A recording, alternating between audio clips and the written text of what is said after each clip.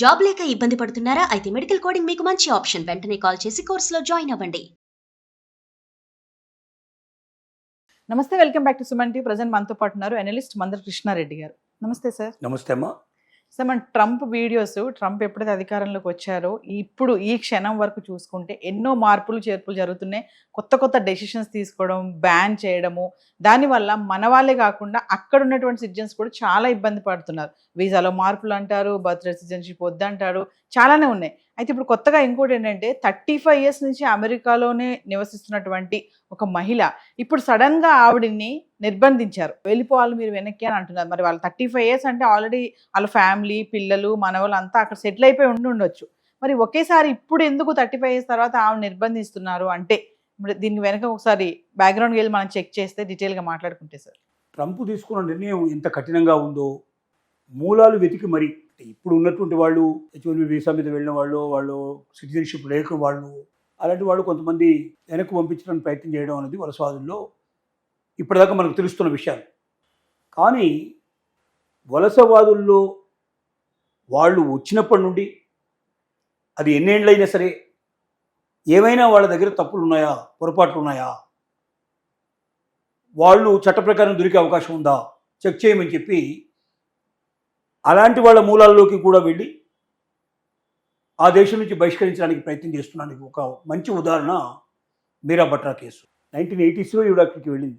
1990లో ఈవిడ యాక్చువల్గా ఒక కోర్టు లోపల అనువాదకురాలుగా జాయిన్ అయ్యింది. లాంగ్వేజ్ ట్రాన్స్లేటర్ కింద జాయిన్ అయ్యింది.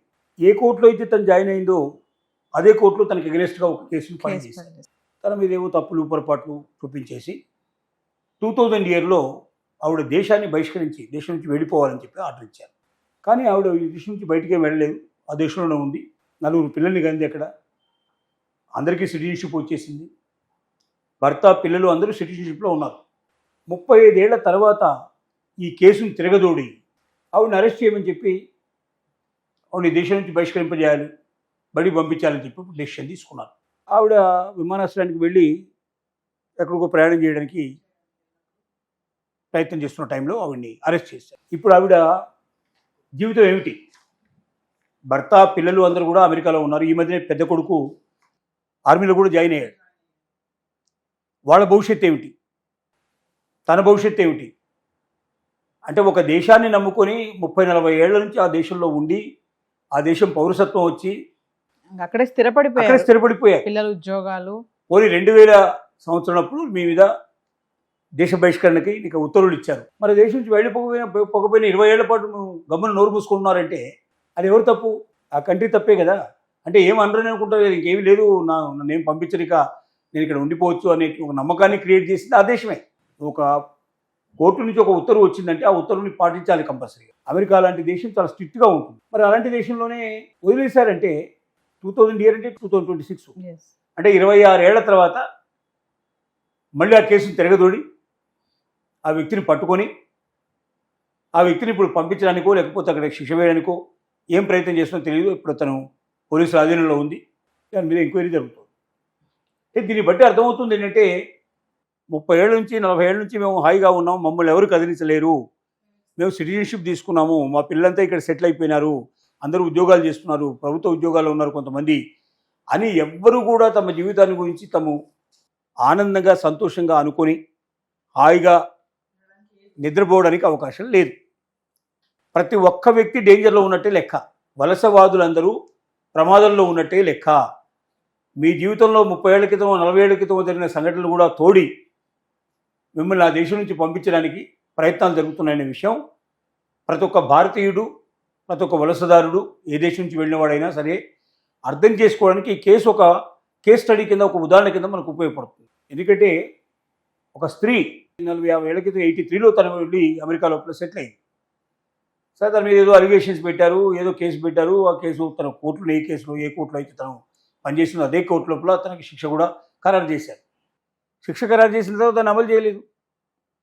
ఆవిడ అక్కడే ఉంది, పెళ్లి చేసుకుంది, పిల్లల్ని కంది, పిల్లలు పెద్దవాళ్ళు అయ్యారు, వాళ్ళు ఆర్మీలో జాయిన్ అయ్యే పరిస్థితి ఏర్పడింది. ఇంత సిచ్యువేషన్ జరిగినా కూడా ఇవాళ కూడా వెంబడించి పట్టుకొని ఇప్పుడు పోలీసులకి హ్యాండ్ ఓవర్ చేసుకున్నారంటే ఏ ఒక్క వ్యక్తి నిర్భయంగా బతకడానికి అమెరికాలో అవకాశం లేదు. వలసవాదులారా జాగ్రత్తగా ఉండండి, గుడ్డిగా నిద్రపోకండి, మిమ్మల్ని మీరు గ్రహించుకోండి. మీ జీవితం ఎప్పుడు ప్రమాదంలో పడుతుందో మీకే తెలియకుండా ఉంది. నేను 30 ఏళ్ళు అయింది, 40 ఏళ్ళు అయిందని మీరు లెక్కలేసుకుంటే లాభం లేదు. ఎప్పుడైనా ఎప్పుడైనా ఏ క్షణంలో అయినా సరే మీరు దొరికిపోతే మిమ్మల్ని పట్టుకోవడానికి సిద్ధంగా ఉన్నారు. కాబట్టి దీన్ని బట్టి మిగతా వాళ్ళు జాగ్రత్త పడడానికి ఇది ఒక కేస్ స్టడీ కింద ఉపయోగపడుతుంది. అయితే ఇక్కడ హైబియస్ కార్పస్ అని అంటున్నారు కదా సార్, అంటే హోమ్లాండ్ సెక్యూరిటీకి నిర్బంధనలు తీసుకున్న వాళ్ళకి వ్యతిరేకంగా హేబియస్ కార్పస్ ఎవరు ఇస్తారంటే కుటుంబ సభ్యులు ఇస్తారు. ఇప్పుడు కేసు కుటుంబ సభ్యులు ఏం చేశారంటే, మా అమ్మని ఎత్తుకుపోయారు, ఎక్కడుందో తెలియదు, 24 గంటల లోపల కోర్టు ముందు ప్రవేశపెట్టమని చెప్పడానికి హేబియస్ కార్పస్ ఎప్పుడు ఇస్తారంటే, ఒక వ్యక్తి కనిపించకుండా పోతే ఆ వ్యక్తిని మాకు కనిపించేట్టు చేయండి, అసలు ఎవరిని అరెస్ట్ చేశారా, ఎవరిని దొంగతనం ఎత్తుకుపోయినారా, ఎవరిని కిడ్నాప్ చేశారా, ఏమీ తెలియదు మాకని చెప్పి కుటుంబ సభ్యులు వేశారు కేసు. ఆ కేసు కోర్టు ఏం చేసిందంటే ఇప్పుడు ఎవరినాలు తీసుకొచ్చేసి కుటుంబ సభ్యుల మీద నిలబెడుతుంది. నిలబెట్టిన తర్వాత వాళ్ళు ఈ కేసులో అరెస్ట్ చేశారు, ఇది చేశారని డీటెయిల్స్ ఇస్తుంది, కేసు ఏంటో చెప్తుంది. దాని మీద అడ్వకేట్లను పెట్టేసేసి కేసు ముందు కంటిన్యూ చేసుకోవడానికి ఒక అవకాశం ఏర్పడుతుంది. ట్రంప్ తీసుకునే ఈ స్ట్రిక్ట్ రూల్స్ ఏవైతే ఉన్నాయో అక్కడే సెటిల్ అయిపోయినటువంటి వాళ్ళకి కూడా చుక్కలు కనిపిస్తున్నాయని అనుకోవచ్చు అంట. మామూలు సెటిల్ కాదు, 40 ఏళ్ళ నుంచి ఉన్న వాడికి దిక్కుమొక్కు లేకపోతే నిన్న మొన్న వెళ్ళిన వాళ్ళ సంగతి ఎలా ఉంటుంది? ఒక జనరేషన్ అయిపోయింది కదా, సెకండ్ జనరేషన్ వచ్చేసినట్టే కదా. 40 years అంటే ఫస్ట్ జనరేషన్కి దిక్కు లేకుండా ఉంది, సెకండ్ జనరేషన్ సంగతి తర్వాత సంగతి అంత ఘోరంగా ఉంది అనే విషయం అర్థం చేసుకోవాలి. Thank you sir.